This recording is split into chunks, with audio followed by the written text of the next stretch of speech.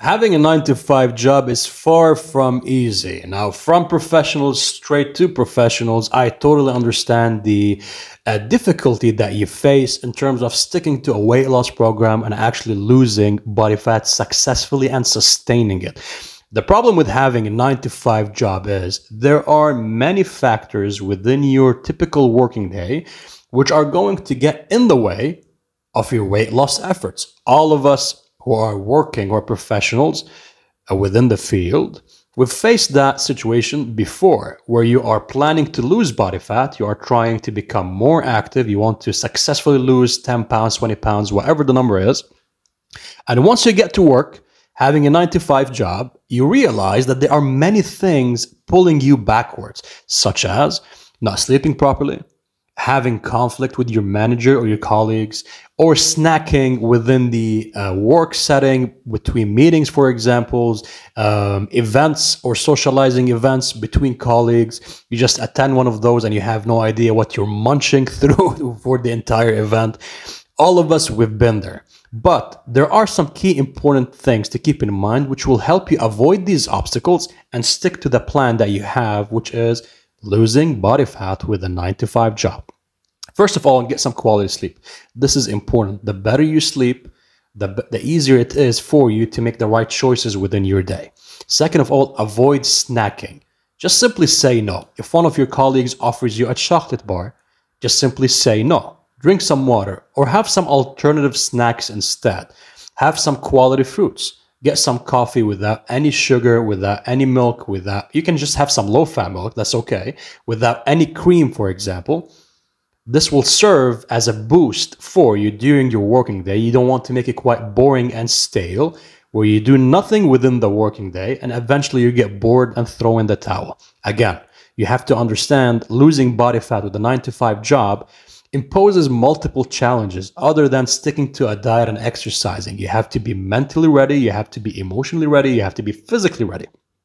And this is what we do at this current channel, which is by professionals for professionals, where we understand your current situation because we've been there at that specific situation and we are sharing our experience in that specific domain, and hopefully it works out for you as well. So feel free to join us and subscribe to the channel if this is quite helpful to you.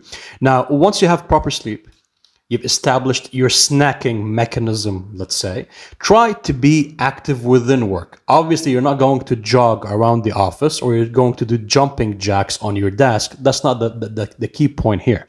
Try to be consciously more active. So instead of sitting all day at your desk, doing manual work, just clicking on buttons and looking at the screen, why not get up every 15 minutes and take a walk around the office, chat with your colleagues. If you have meetings or presentations, try to move a lot within the presentations. This will establish some sort of engagement with your colleagues and within the office setting.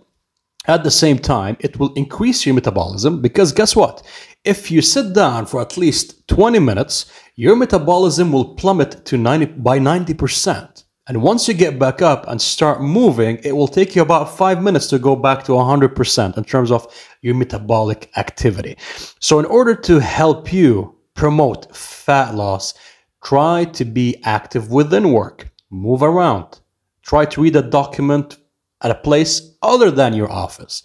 Try to move within those meetings or presentations. Get conscious about the amount of effort you're putting in terms of moving. So how about a benchmark, let's say? Now, based on a lot of research and based on best practices that I came through, aim for 10,000 steps.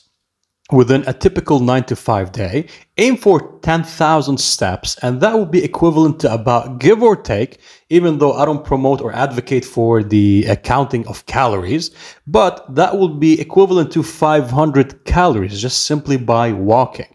So if you burn 500 calories a day, 7 days a week, that's equivalent to 3,500 calories, which is 1 pound of fat, simply by walking 10,000 steps a day.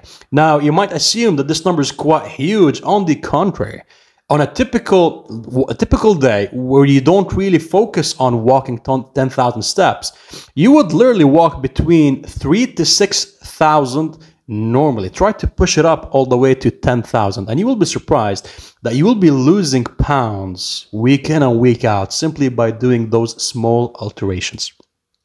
And within your working day, within your 9 to 5 setting, try to drink some water, hydrate. Often sugar cravings kick in because of the lack of hydration.